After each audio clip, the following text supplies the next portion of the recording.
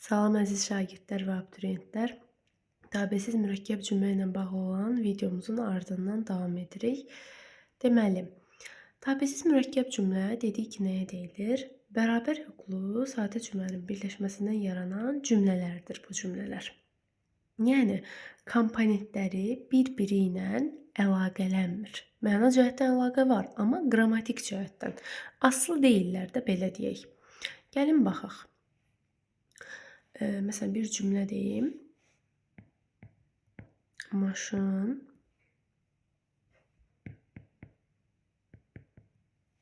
təmirdədir. İş gecikir. Misal üçün, belə bir cümlə. Hər iki cümləni gəlin müqayisə eləyək. Deyir, maşın təmir edildi, artıq yaxşı işləyir. Bax, buna necə cümlə deyirik? Bu sadə cümlədir. Niyə? Çünki təmir edilən də maşındır uşaqlar. İşləyən də maşındır. Hər iki xəbər eyni mübtədaya aiddir. Amma biz nə demişdik?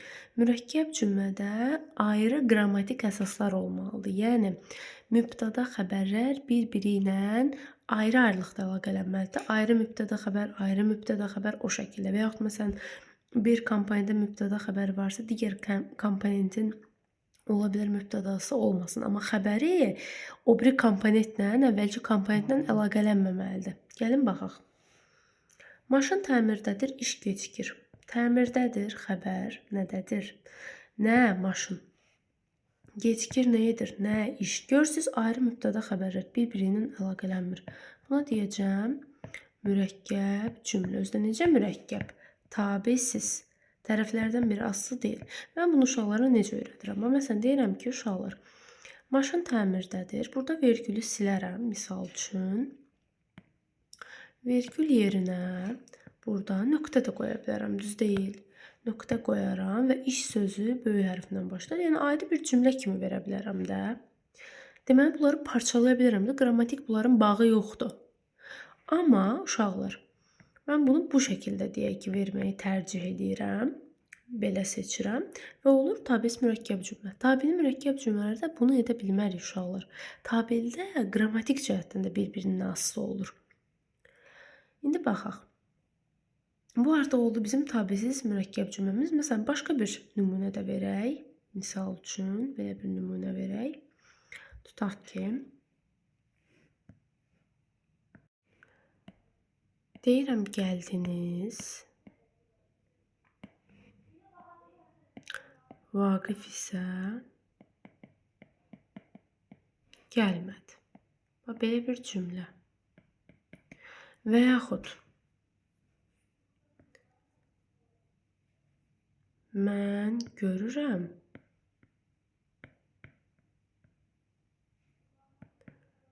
o isə görmür.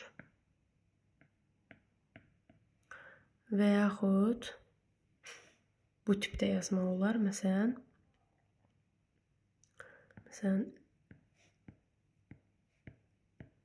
50-də yazır. Məsələn, deyək ki, Vəli, məşhur nümunələr. Vəlidə yazır. Gəlin baxaq. Bunlar ən çox imtahana düşən və şagirdlərin qarışdırdığı, sual altında qaldığı məqamlardır. Baxaq, təhlil eləyək. Deyir, gəldiniz, Vaqif isə gəlmədi. Gələn kimdir uşaqlar? Siz, beynimdə artırım. Burada yoxdur ha. Sadəcə biz onu beynimizdə artırırıq. Siz gəldiniz. Və buradan bu qənaətə gəlirəm ki, birinci tərəfim müəyyən şəxsi cümlə düz deyil. İndi ikinci tərəfə baxıram, vergüldən sonra. Vaqif isə gəlmədi. Gəlmədi xəbər. Kim gəlmədi? Vaqif. İndi uşaqlar, birinci tərəfdə mübtəda yoxdur deyə. Birinci tərəfdə. Mən deyəcəm ki, bunun bir qrammatik əsası var. Yox, əlbəttə. Yəni, bir dənə burada mübtəda xəbər varsa, bir-biri ilə əlaqələnən, deyəcəm artıq, yəni, bu xəbəri görməzdən gələcəm. Qətiyyən, heç vaxt ola bilməz. Çünki gəlməmək Vaqifə aiddir. Vaqif olur bizim üçüncü şəxsimiz. Aydındır. Gəlmədiniz, siz gəlmədiniz. Bu da aid olur ikinci şəxsə. Bu da ayrı şəxsə aiddir də uşaqlar. Siz gəlmədiniz, amma Vaqif, məsələn, siz gəldiniz, amma Vaqif gəlmədi, misal üçün. Yəni ayrı-ayrı şəxslərə aiddir. Bu əlbəttə ki, olacaq mürəkkəb cümlə. Yəni buna 2 qrammatik əsas deyəcəyik. Nə olsun mübtəda yoxdur. 2 qrammatik əsası var deyirik. Yəni tək başına bu xəbər də qrammatik əsas ola bilir və də bu tabesiz mürəkkəb cümlədir. Yəni gəldiyinizdən sonra mən nöqtə qoyaram. Hə, gəldiniz, Vaqifsə gəlmədi. Yəni bunları ayıra bilərəm. İndi digər cümləyə baxaq. Deməli, mən görürəm, o isə görmür. Mən görürəm xəbər, kim mən, o kim görmür. Bax, ayrı-ayrı mübtəda xəbər var. Olacaq necə cümlə? Mürəkkəb. Bax, bunu çox vaxt uşaqlar necə qarışdırır? Deyir ki, müəllimə, burada da görmək feilidir, burada da görmək feilidir. Siz axı demişdiniz, özdə belə də deyirlər, siz demişdiniz, axı eyni feillər, yəni həmcins xəbərlər olanda, sadalanan, eyni mübtədaya aid olanda bu axı mürəkkəb cümlə yox, sadə cümlə sayılır. Bəli, mən dediyimin arxasında dayanıram, elədir. Amma uşaqlar fikir verin. Burada görürəm aiddir bu mübtədaya. Burada görürəm, daha doğrusu görmür, aiddir o ayrı mübtədaya yəni. Biri görürəmdir, özdə biri görmürdür. Biri birinci şəxsdir, biri üçüncü şəxsdir. Biz bunları necə götürə bilərik? Həmcins xəbərlər, məsələn, daha doğrusu da yəni fərqli mübtədalara aid olan həmcins xəbər qətiyyən ola bilməz, mümkün deyil. Və yaxud məsələn, daha doğrusu eyni xəbərlərə aid olan həmcins mübtədaları o şəkildə də götürmək olmaz, mümkün deyil. İndi baxaq. Əli də yazır, Vəli də yazır. Bax, bunu qoyanda uşaqlar elə bilir ki, sadə cümlədir. Amma yox. Nə olsun? Eyni xəbərlərdir. Deyirlər ki, məsələn, bax, elə bir bunu bu cümlə ilə qarışdırırlar da. Məsələn, Əli və yaxud belə deyək,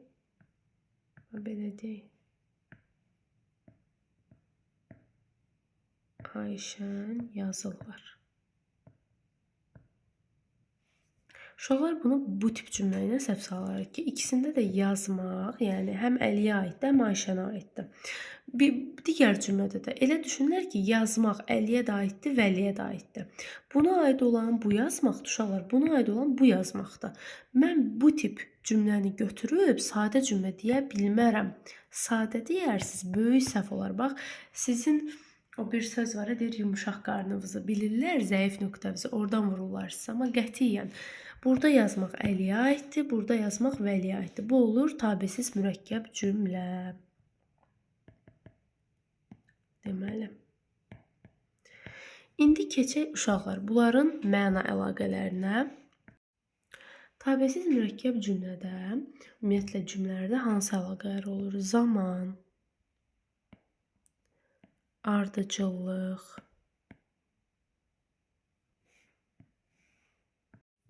baxın uşaqlar, tabesiz mürəkkəb cümlənin tərəfləri arasında ümumilikdə bu əlaqələr var. Zaman, ardıcıllıq, səbəb-nəticə, qarşılaşdırma, bölüşdürmə və aydınlaşdırma.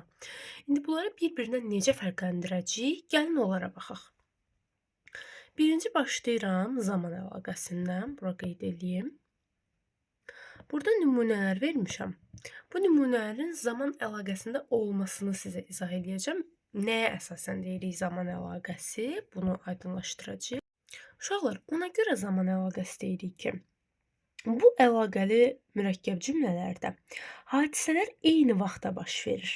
Eyni anda olan hadisələr sadalanır da, elə belə düşünün. Baxın, deyirəm ki, torpaq qızır, qar əriyir, çaylar bulanır. Bax, qızır, nə torpaq, əriyir, nə qar, çaylar nə, bulanır, nə edir. Bu üç hadisənin üçü də eyni vaxtda olur da, eyni anda baş verir. Və belə cümlələrdə uşaqlar, hər iki cümlə olsun, hər üç cümlə olsun, fərqi yoxdur. Orada indi neçə dənə cümlə verirsə, komponent verirsə, bunlar üçün ortaq olan cümlə üzvləri də işlənə bilər. Məsələn, bax belə də deyə bilərdik. Torpaq qızır, qar əriyir, çaylar bulanır. Əvvəlinə məsələn, mən buradan zaman sözünü silim. Misal üçün, deyə bilərik ki, yaz gələndə. Baxın yoldaşlar, bu şəkildə ola bilər ki, məsələn, bura artırdım. Yaz gələndə torpaq qızır, qar əriyir, çaylar bulanır. Burada torpağın qızması da, qarın əriməsi də, çayların bulanması da hamısı eyni anda baş verir. Hansı anda? Yaz gələn anda. Yəni yazın gəlməsi bunlar üçün ortaq bir üzvdür də. Yəni təbisiz mürəkkəb cümlədir, söz yox. Çünki ayrı mübtəda xəbərlər var, bir-biri ilə əlaqələnməyən. Amma bunlar üçün ortaq olan yazın gəlməsidir. Bunların üçü də yaz gələndə baş verir. Yəni bu şəkildə ortaq üzvü ola bilər. Sonra məsələn bunların arasına zaman əlaqəli tabesiz mürəkkəb cümlənin arasına həm də və yaxud nə də bağlayıcılarını əlavə edə bilərik. Bura qeyd edim bunu sizin üçün. Baxın, həm, deməli, həm də. Bunlar iştirak bağlayıcıları da bilirsiniz. Nə də inkarlıqdır. Bax, bu bağlayıcıları biz əlavə edə bilərik. Bax, məsələn, deyirəm, həm torpaq qızır, həm qar əriyir, həm də çaylar bulanırdı. Deyə bilərik də. Və yaxud, ikinci cümləyə baxın. Bakı böyüyür, inkişaf edir. Bu cümlədə uşaqlar, bunu niyə belə yazmışam? Bu tabesiz mürəkkəb cümlə deyil. Fərqləndirəsiz deyə bu cümləni yazmışam. Bax, böyüyür nə edir? Böyüyən nədir? Bakı. Aha, inkişaf edir. Nə? İnkişaf edən nədir? Bu da Bakıya aiddir. Uşaqlar, iki xəbər, fərqli xəbərdir. Bunlara fərqli mübtəda aid olsaydı, bəli, onda deyərdim tabisiz mürəkkəb cümlə. Amma, uşaqlar, fikir verin. Fərqli mübtəda aid deyil axı. Görürsünüz? Böyüyürə Bakı aiddir, inkişaf edirə də Bakı aiddir. Yəni, böyüyür nə? Bakı, inkişaf edir nə? Bakı. Aydındır. Düzdür. Sualı təbii olaraq haradır? Hara sualına cavab verir o heç.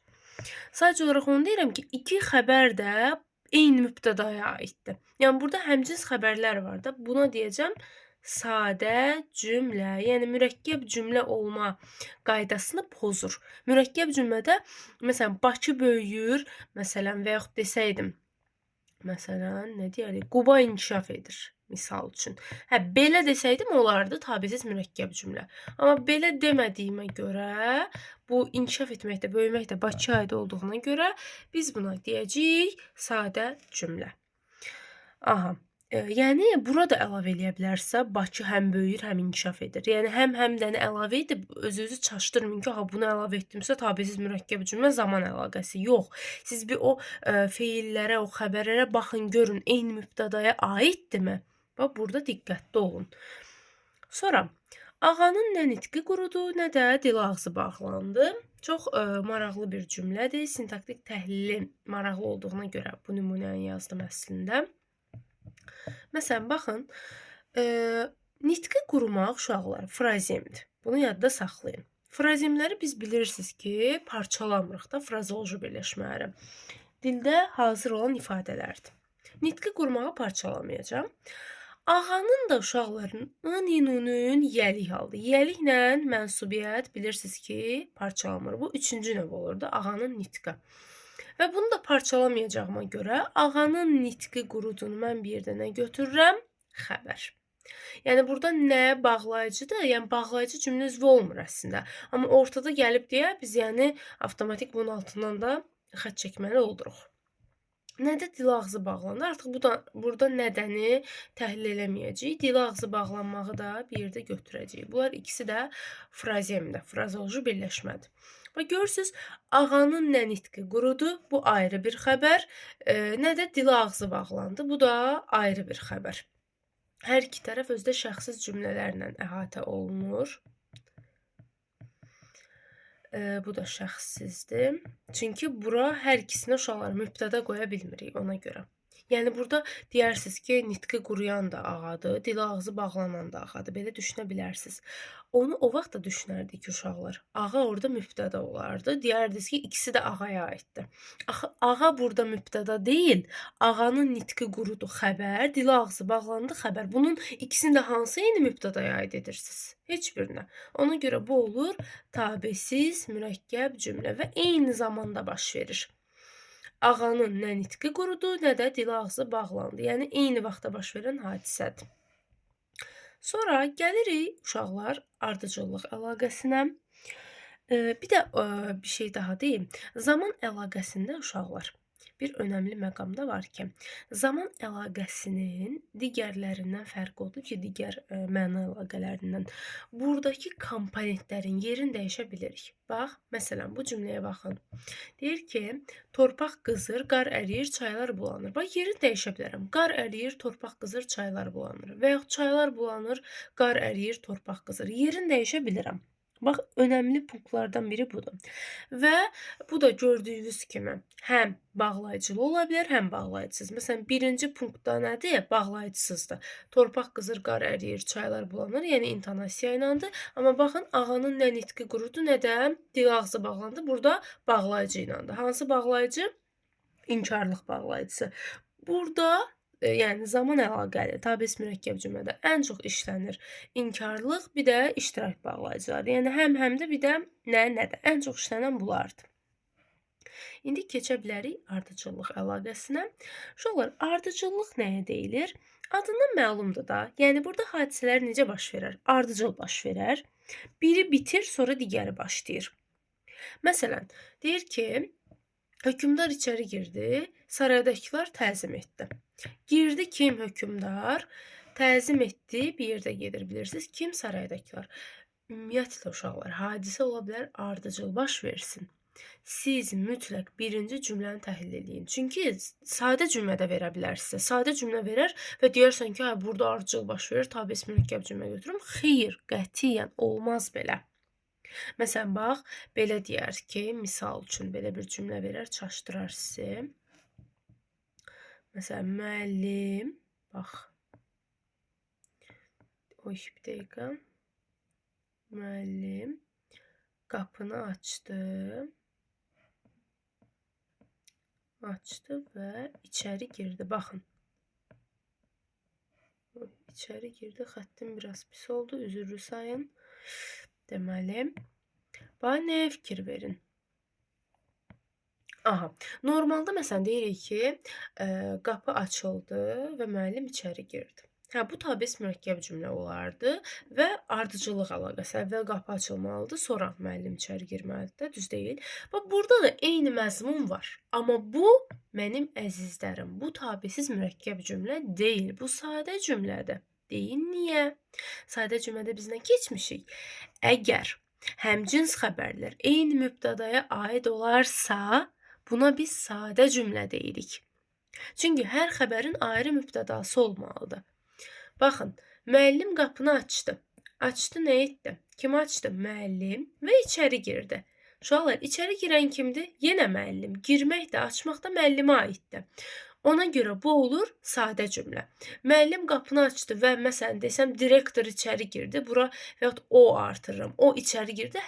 Bu zaman olardı mürəkkəb cümlə. Aydındır.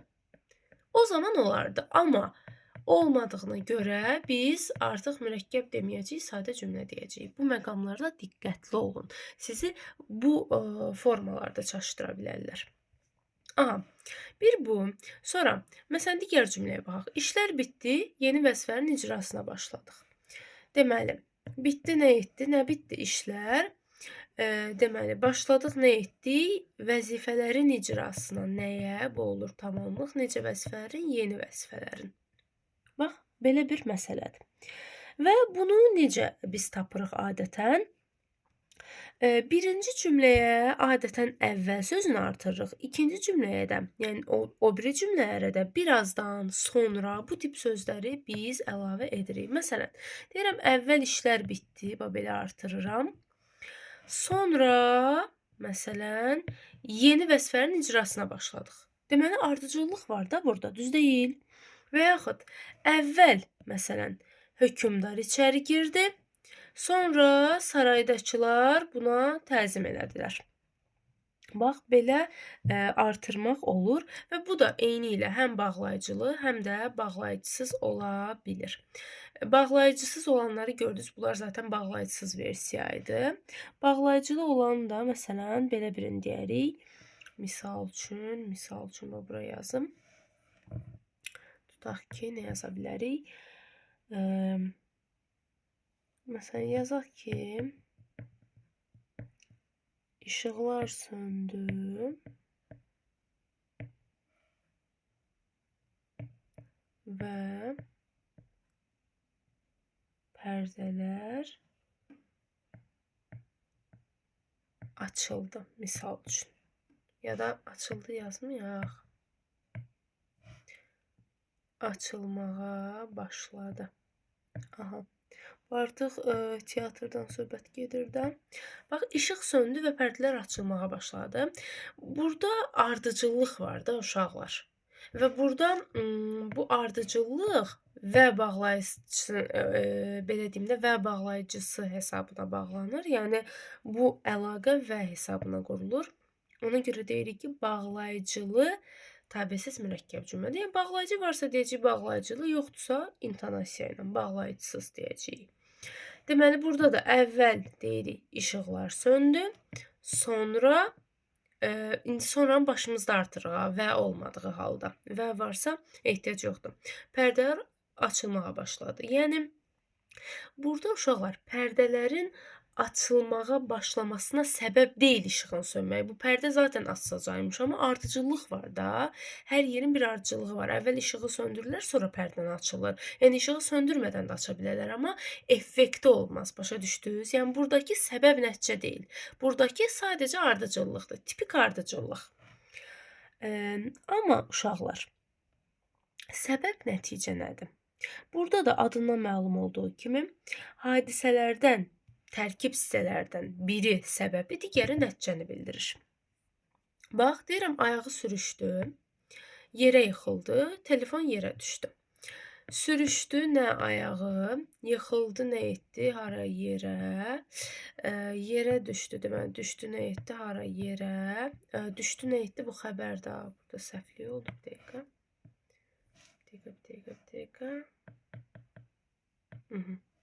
Deməli, düşdü xəbər, hara yerə, nə telefon. Bax, ayağı deyərsən ki, burada məsələn ardıcıllıq var. Əvvəl ayağı sürüşür, sonra yerə yıxılır, sonra telefon yerə düşür. Bəli, uşaqlar, səbəb nəticədə də, ardıcıllıqda da hər ikisində ardıcıllıq var. Amma ardıcıllıq əlaqəsində uşaqlar səbəb nəticə meyarı olmur. Yəni o, necə deyim, o təbii səbəb nəticə meyarı var, o olmur. Məsələn, bayaq dediyim, işıq söndü, pərdələr açılmağa başladı. Bayaq dediyimiz kimi, o pərdənin açılmağa başlamasına səbəb deyil işığın sönməyi. Amma burada bu adamın yerə yıxılmağına səbəb nədir? Ayağının sürüşməyi. Burada səbəbdir. Və yaxud telefon niyə yerə düşdü? Çünki bu yerə yıxıldı. Burada səbəb var. Ona görə biz buna səbəb əlaqəli, səbəb nəticə əlaqəli tabesiz mürəkkəb cümlə deyirik. Yəni, burada məsələn, bax, adətən bunu hətta belə salırlar. Məsələn, belə bir cümləyə salırlar, belə böyük cümləni. Deyir ki, hansı komponentdir ki, tərkibində həm səbəb bildirir, həm nəticə. Siz burada yerə yıxıldığını götürəsiniz. Niyə? Çünki ayağı sürüşməyin nəticəsində nə oldu? Yerə yıxıldı, düz deyil. Buna əsasən nəticə bildirir. Və telefonun yerə düşməyinə səbəb nə olur? Yerə yıxılmağı. Görürsünüz? Ayağı sürüşür, nəticədə yerə yıxılır. Yerə yıxılır, nəticədə telefon yerə düşür. Yəni, ayağı sürüşməkdə nəticə olur, telefonun yerə düşməyinə səbəb olur, bu yerə yıxılmaq. Və belə şeylər düşə bilir. İndi baxın, şaxta şiddətlənir, yollar buz bağlayır. Şiddətlənir, nə şaxta? Deməli, buz bağlamaq bir yerdədir. Xəbər nə? Yollar. Görürsünüz? İndi deyərsən ki, burada da ardıcıllıq var. Əlbəttə, əvvəl şaxta şiddətlənməlidir, sonra yollar buzu bağlamalıdır. Amma yolların buz bağlamasının axı burada səbəbi var. Burada bariz bir səbəb var. Yəni, yolların buz bağlamasının şaxta olmadan başqa yolu yoxdur da, aydındır. Gərək şaxta ola, ondan sonra buz bağlaya. Amma pərdə məsələsini yadınıza salın, işıq sönməsə də o pərdə açıla bilər. Sadəcə orada bir özləri bir maraq yaradıblar ki, işıq sönsün, daha maraqlı olsun. Orada, yəni işıq sönmədən də ola bilər. Amma burada şaxta olmadan bu yollar buz bağlaya bilməz. Ya da bu adam ayağı sürüşməsə yerə yıxılmaz. Niyə yerə yıxılsın? Və yaxud niyə telefon yerə düşsün bu yerə yıxılmasa? Aydındır. Burada təbii səbəb var, səbəb nəticədə. Bunu bilmək lazımdır. Burada da məsələn, ona görə də bağlayıcısından istifadə edə bilərsiniz. Məsələn, şaxta şiddətlənir, ona görə də yollar buz bağlayır. Mənə deyirlər ki, uşaqlar, müəllimə niyə çünki bağlayıcısı olmaz? Uşaqlar, çünki niyə olmaz? Çünki əvvəla tabellik bağlayıcısıdır. Və də çünki bağlayıcısı əslində ona görə də tabelidir. Çünki səbəb bağlayıcısıdır. Amma çünki konkret səbəbi bildirir. Məsələn, şaxta şiddətlərini çünki yollar buz bağlayır olmaz axı. Çünki tərəfi mən səbəb olan tərəf verməliyəm. Yollar buz bağlayır çünki şaxta şiddətlənir. Hə, belə verə bilərdim. Amma çünkini burada verə bilmərəm. Çünki olan tərəf səbəbim olmalıdır. Yolların buz bağlaması hissəsi mənim nəticəmdir. Ona görə verə bilmirəm. Bu da bu formada olur və burada da uşaqlar. Yəni həm bağlayıcılı olur, həm bağlayıcısız. Burada deməli ona görə dəni qoysam təbii ki, bağlayıcılı olacaq, qoymasam da bağlayıcısız olacaq. Bu qədər sadə. Məsələn, ayağı sürüşdü falan bu cümlə bağlayıcısızdır gördüyünüz kimi. Məsələn, bir cümlə daha deyim. Misal üçün belə bir cümlə deyim. Deyir ki, dolu yağdı. Məsələn, nəticədə, məsələn, bunu artırırıq. Nəticədə əkinə ziyan dəydi. Məsələn, zərər dəydi. Dəydi nə etdi, nə zərər? Deməli, yağdı nə? Dolu. Əkinə, nəyə? Görürsünüz, zərər dəymək bir mübtəda xəbər, dolunun yağmağı ayrı bir mübtəda xəbər. Və əkinə zərər dəyməyinə səbəb dolunun yağmağı olub. Burada yəni ona görə dəni verə bilərsiniz. Ona görə də məsələn və yaxud ona nəticə də olmasa da, yəni nəticədə hissəsi olmasa, ona görə dəni verə bilərsiniz. Amma burada var deyə ehtiyac duymuruq. Aha. Sonra uşaqlar, deməli, yəni nəticədə hissəsi zaten bunu bildirir də, səbəb nəticənin olduğunu bildirir. Sonra gəlirik qarşılaşdırma əlaqəsinə. Qarşılaşdırma əlaqəsində uşaqlar, tərəflərdən biri digəri ilə qarşılaşdırılır. Yəni bu nə deməkdir? Tərkib hissələrindəki o iş və hadisələr ziddiyyət təşkil edir. Bax, deyirəm ki, ədalət ölkəni azad edər, zülm bərbad edər. Azad etmək xəbər, olmaq etmək bir yerdə gedir, bilirsiniz, adlara qoşulur. Nə ədalət, haranı, nəyi, ölkəni bərbad edər, nə zülm. Görürsünüz, vergülümdən ayırmışam iki komponenti. Uşaqlar, burada bir qarşılaşdırma var da. Deyir, ədalət azad eləyər, amma zülm bərbad edər. Beynimdə amma artıra bilirəm. Niyə artırmıram, artırıram. Qutardıyam. Buradan da görə bilirəm ki, ayrı mübtəda xəbər, amma da artıra bilirəmsə, deməli qarşılaşdırır da, ziddiyyət var ortada. Məsələn, alim olmaq asandır, insan olmaq çətin. Asandır. Nə alim olmaq? Çətin. İndi burada diri ixtisara salıb da. Bu əslində xəbərdir. Sadəcə biz sizlə keçmişdik, demişdik, ixtisar ola bilər, ixtisarlaşma. Həmin məsələdir. Nə insan olmaq? Ayrı mübtəda xəbər oldu, hə.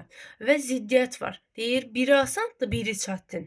Deməli, ziddiyyət varsa qarşılaşdırma deyəcəyik. Və yaxud, dilənçinin torbası dolu olur, üzü isə qara. Dolu olur, nə? Dilənçinin torbası, üzü isə görürsünüz, qarşılaşdırma bağlayıcısıdır.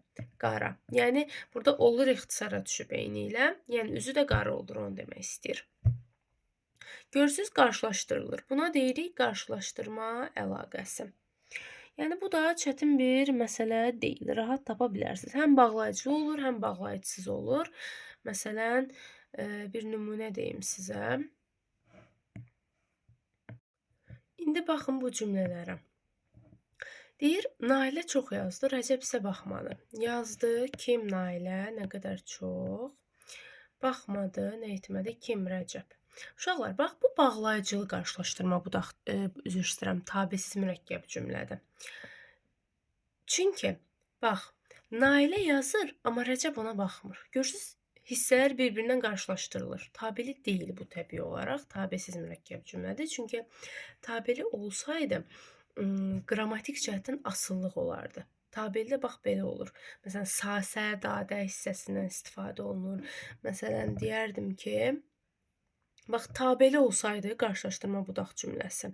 Bax, belə olardı. Nailə çox yazsa da, bax, yazsa da, Rəcəb baxmadı. Bax, bu zaman tabeli olardı. Hardan bilirəm? Sasə da komponentindən, daha doğrusu bu strukturdan bilirəm. Aydındır. Bax, bu strukturdan bilirəm ki, hə, bu olsaydı bu olardı tabeli mürəkkəb cümlə. Çünki bilirsiniz də, şərt şəkli olanda tabellik hesab olunur. Amma ikinciyə baxın, Nailə çox yazdı, Rəcəb isə baxmadı. İsə bağlayıcısı var, qarşılaşdırma qutardı. Bu bağlayıcılı tabesiz mürəkkəb cümlə sayılır. İndi buna baxın. Gəldim, görmədim. Bu necə cümlədir uşaqlar? 100% ki deyirsiniz, bu da qarşılaşdırma əlaqəli tabesiz mürəkkəb cümlə. Deyirsiniz, düz deyil? Böyük ehtimal ki belə deyirsiniz, amma səhv deyirsiniz. Niyə? Uşaqlar, gəldim, beynimdə artırıram. Kim gəldi? Gələn kimdir? Mən. Görmədim. Görməyən kimdir? Yenə mən. Eyni şəxsə aiddir uşaqlar. Buna mən niyə görə deməliyəm ki, tabesiz mürəkkəb cümlə? Bu sadə cümlədir mənim əzizlərim. İkisi də eyni adama aiddir, eyni şəxsə. Amma baxın, gəldim, gəlmədin. Mən gəldim, beynimdə artırıram. Sən gəlmədin. Burada fərqli şəxslərdir. Bu olur təbii ki, tabesiz. Bu net artıq qarşılaşdırmadır. Sonra, aprel ayıdır, amma hava soyuqdur. Aprel ayı bilirsiniz ikinci növdür, parçalamayacağım. Amma hava soyuqdur. Görürsünüz, bax, bu da bağlayıcı ilə bağlanan tabesiz mürəkkəb cümlədir. Bax, belə cümlələri salırlar çox vaxt. Deyirlər ki, məsələn, cümlə ilə bağlı təhlil verir. Deyir ki, tabesiz mürəkkəb cümlənin tərəflərindən biri şəxsiz cümlədir. Biri deyir şəxsizdir, bir də deyir müəyyən şəxslidir. Deyəsən, hə, bəli. Niyə? Aprel ayıdır, hamısı bir də xəbər olur. Hanı bunun mübtədası? Mübtəda qoy görün bura. Bura bir dənə, məsələn, mübtəda yox, bura bir dənə şəxs qoy da, şəxs qoy görüm. Lap mübtəda qoy. Qoya bilərsən? Yox. Bu ona görə şəxssiz cümlə olur uşaqlar. Aydındır. Bu şəxsiz olur. Amma ikinciyə baxaq, müəyyən şəxslidir. Niyə? Çünki bu boyda mübtəda var. Mübtəda olsa, xəbər olmasa o başqa məsələ. Amma mübtəda var deyə bu müəyyən şəxsi cümlədir və amma da var, qutardı. Yəni, amma ilə aldanmayın. Amma sadə cümlədə də işlənə bilər. Məsələn, bax, burada işlənə bilərdi, bax. Məsələn, bax, burada işlənə bilərdi. Gəlin bir dənə burada qoyum. Məsələn, gəlin, bax, gəldim. Amma, bax, belə verər. Amma görmədim. Bax, belə verər, deyərsən ki, hə də, qutardı. Amma tabesiz bağlayıcıdır. Varsa bu tabesiz mürəkkəb cümlə. Xeyr, nə olsun var? Gələn kimdir mən? Görməyən kimdir? Yenə mən. Bu sadə cümlədir. Yəni, mütləq sintaktik təhlilə baxın. Təhlil əgər uyğundursa, ondan sonra yola çıxın. Məna əlaqəsinə baxın. Birinci bir baxın, görün o sadədir, yoxsa mürəkkəb? Tabelidir, yoxsa tabesiz? Bu şeylərdə diqqətli olun. Bu da bağlayıcılıq deyə artıq bağlayıcılı tabesiz mürəkkəb cümlə adlandırasınız. Sonra uşaqlar, gəlirik nəyə? Bölüşdürmə əlaqəsinə gəlirik. Bölüşdürmə əlaqəsi uşaqlar adından məlumdur. Hadisələr ya növbələşir, ya da bölüşdürülür. Yəni, belə deyək də, burada bölüşdürmə yazmışam, bölüşdürmə olmamalıdır. Burada iki işdən birinin mümkünlüyü olmalıdır uşaqlar. İki işdən biri. Yəni uşaqlar, yəni bölüşdürmə bağlayıcılarından burada istifadə eləyəcəyik bu öz yerində. Nümunə ilə daha aydın gəlin başa düşək. Deyir, gah yağış yağır, gah da gün çıxırdı. Yağır nə? Yağış, çıxır nə? Gün. Görürsünüz, gah o, gah bu baş verir. Yəni, növbələşir. Gah olur, gah bu olur. Bax, burada növbələşmə əsasında olan bölüşdürmə əlaqəli tabesiz mürəkkəb cümlədir. Amma buna baxın, deyir, ya o getməlidir, ya da mən. Yəni, burada getməliyəm sözünü ixtisara salıb, Yəni bu düşünməyin də getməlidir ikisinə də aiddir bu sadə cümlədir. Xeyr, bu mürəkkəb cümlədir. Burada sadəcə getməliyəm sözünü ixtisara salıb. Yəni o getməlidir ya da mən getməliyəm. Mən burada xəbərimiz ixtisara düşüb. Burada uşaqlar artıq iki işdən birinin mümkünlüyü əsasında olan nədir? Bölüşdürmə əlaqəli tabesiz mürəkkəb cümlədir. Yəni ya o olmalı, ya onun gedişi olmalıdır, ya da mənim gedişim. Sonra gah Nəzrin danışır, gah da Zəhra danışır. Danışır kim? Nəzrin. Danışır kim? Zəhra. Növbələşir. Gah o danışır, gah bu danışır. Aydındır. İndi uşaqlar, burada çox maraqlı bir məqam var ki, bölüşdürmə əlaqəsini biz bağlayıcısız təsəvvür edə bilmirik. Mütləq bağlayıcı olmalıdır. Bağlayıcısız versiyası yoxdur. Belə bir məqam var ki, mən buradan bağlayıcını atsam, nə baş verəcək? Gəlin baxaq. Bağlayıcını atsam, bu zaman əlaqəsinə çevriləcək. Gəlin baxaq. Deyirəm ki, məsələn bunu silim. Gahları silək. İndi burada da vergülüm vardı öz yerində. Aha, yağış yağır, gün çıxırdı. Bunlar eyni anda baş vermir. Əgər bağlayıcı olmasa, yağış yağır, gün də çıxırdı da. Yəni eyni anda ola bilər də, bir həm yağış yağır, həm gün çıxır. Təbiət hadisəsi də oldu yəni. Ola bilər. Yəni bu artıq zaman əlaqəsinə çevrilir. Aydındır, hadisələr eyni zamanda baş verir. Yəni testdə də düşə bilər. Deyər ki, bölüşdürmə əlaqəsində o bağlayıcıları siz ixtisar etsəz, cümlə hansı əlaqəli mürəkkəb cümləyə çevrilir? Deyəsiz, sadə cümlə yox, zaman əlaqəli mürəkkəb cümləyə, tabes mürəkkəb cümləyə. Bax, bunu deyəsiz. Sonra, indi qayıdaq bunu özünə qaytaraq. Aha. Bu da belə. Sonra gəlirəm aydınlaşdırma əlaqəsini uşaqlar. Aydınlaşdırma da çox rahatdır. Burada da məsələ nədir? Tərkib hissələrdən biri ümumiləşdirir, digər onu aydınlaşdırır, konkretləşdirir. Əsasən intonasiya ilə bağlanır, bəzən aydınlaşdırma bağlayıcısı yənidən istifadə olunur. Bax, bu bağlayıcıdan uşaqlar. Bax, bundan bəzən istifadə oluna bilir. Buna da nümunə deyəcəm sizə indi. Əvvəl bu nümunələrə baxaq. Bax, deyir ki, Şirxan yoxsul idi, bircə balaca daxması vardı. Yoxsul idi, imiş bilirsiniz də, özünün əvvəlki ilə bir də cümlənin bir üzvü olur. Kim yoxsul idi? Şirxan. İndi Şirxanın yoxsul olmağını bizə açıqlayır, sübut edir, elə bir izah edir. Bircə balaca daxması var idi. Bircə, yəni bir dənə, bircə balaca necə daxması vardı. Onun daxması vardı da oldu xəbər. Gördünüz? C burada ədatdır da, saypelus ədatdır. Bircə balaca daxması vardı. Əslində bunu iki cür düşünmək olar. Bircə balaca daxması vardı. Bircə. Yəni bir dənə balaca daxması var idi. Elə də düşünmək olar iki cür.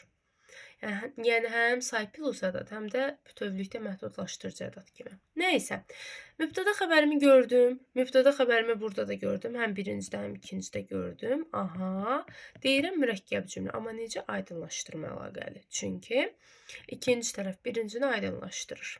Birinci tərəf ümumilik bildirir. Ümumi deyirəm ki, bu adam yoxsul idi. İkinci tərəf aydınlaşdırır. Sonra, gözəl yaz səhəri idi. Hər ağac çiçək açmış, təbiət yaşıllaşmışdı. Uşaqlar, sual yarana bilər ki, müəllimə, niyə burada qoşa nöqtə qoydunuz? Digərində nöqtəli vergül qoydunuz. Çox maraqlı sual olardı, əgər vermiş olsaydınız. Niyə uşaqlar bunu eləyirəm? Normalda burada qoşa nöqtədən istifadə olunur. Yəni, mürəkkəb cümlənin tərkib hissələri arasında, belə deyək də, aydınlaşdırma əlaqəsində qoşa nöqtədən istifadə olunur. Nöqtəli vergül o vaxt qoyulur ki, tərkib hissələrinin birində, xüsusən də ikinci tərəfdə sadalama intonasiyası ilə, yəni həmcins sözlərdə sadalama olur, ya həmcins söz gəlsin, ya da tabesiz mürəkkəb cümlə olsun. Bu hallarda ümumi hissə ilə ikinci tərəf arasında nöqtəli vergül qoyulur. Gəlin baxaq görək burada səbəb nədir? Gözəl yaz səhəri idi. Yaz səhəri ikinci növ parçalamıram. İdi də özündən əvvəlki ilə bir də cümlənin bir üzvüdür. Gözəl, necə gözəl. Hər ağac çiçək açmış. Çiçək açmaq bir yerdə gedir. nə ağac, hansı ağac, hər ağac. Təbiət yaşıllaşmışdı. Yaşıllaşmışdı, nə etmişdi? Nə təbiət.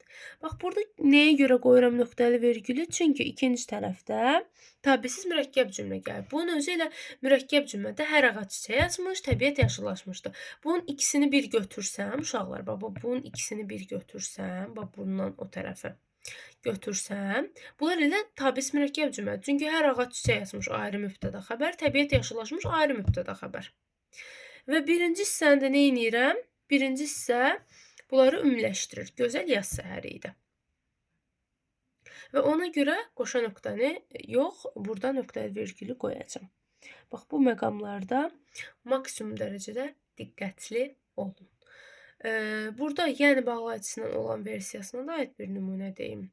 Məsələn, nə deyə bilərik? Deyərik ki, məsələn, vəziyyəti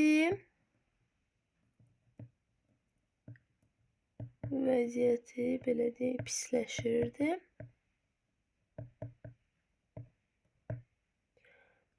Yəni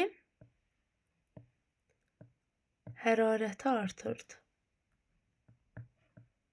Görürsünüz uşaqlar, iki formada ola bilər. Yəni həm bağlayıcı olar, həm bağlayıcısız. Birinci tərəf gördünüz, məsələn, gözəl yaz səhəri idi, burada bağlayıcı yox idi, amma burada bağlayıcı var. Vəziyyəti pisləşirdi, izah eləyirəm. Yəni hərarəti artırdı. Aydınlaşdırma əlaqəsi var. Tərəflərdən biri digərini aydınlaşdırır. Bu qədər sadədir. İndi uşaqlar, gəlin suallara baxaq. Topuldan istəyirəm 1-2 sual izah edeyim. Sizin üçün aydın olsun tam formada.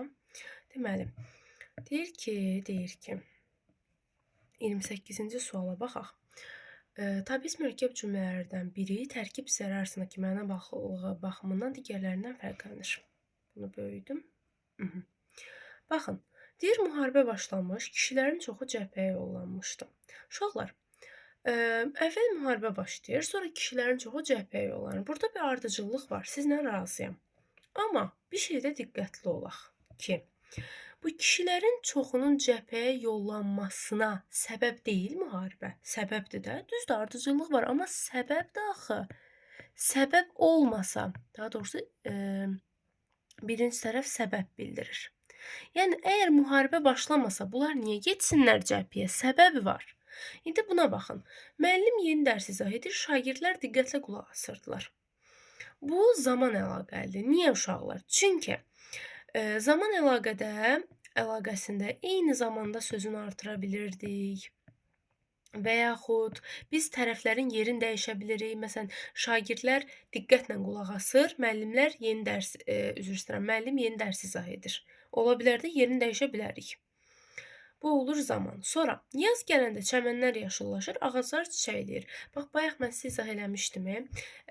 Zaman əlaqəsində hər iki tərəfin eyni komponenti ola bilər. Bax, yaşıllaşır nə çəmənlər, çiçəkləyir nə ağac. Nə zaman? Yaz gələndə.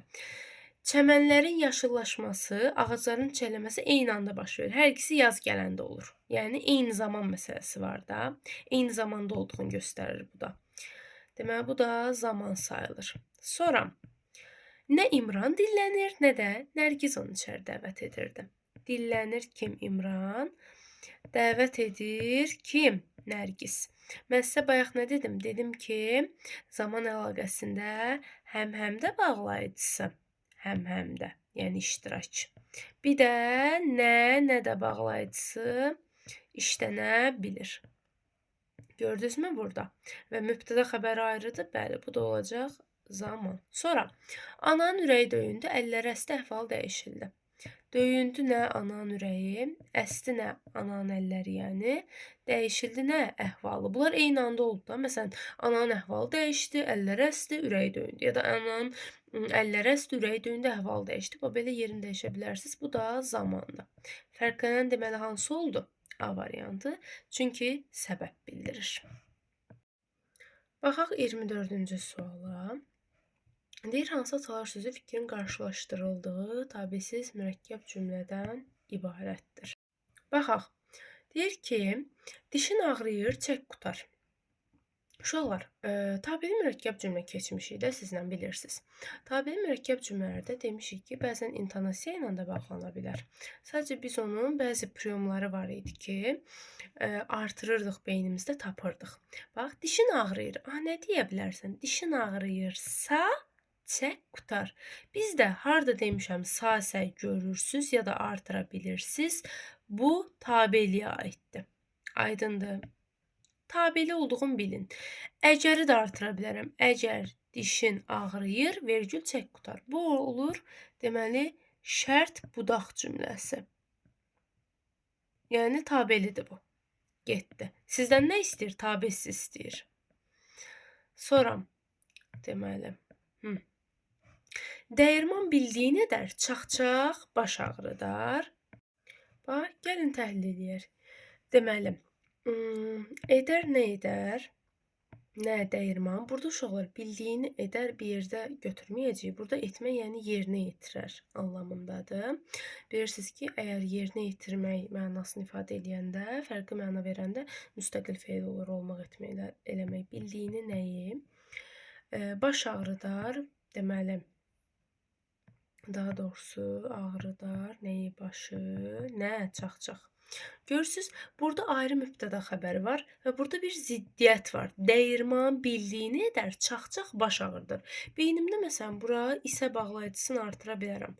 Çax-çax isə baş ağrıdır. Deməli, bu nədir?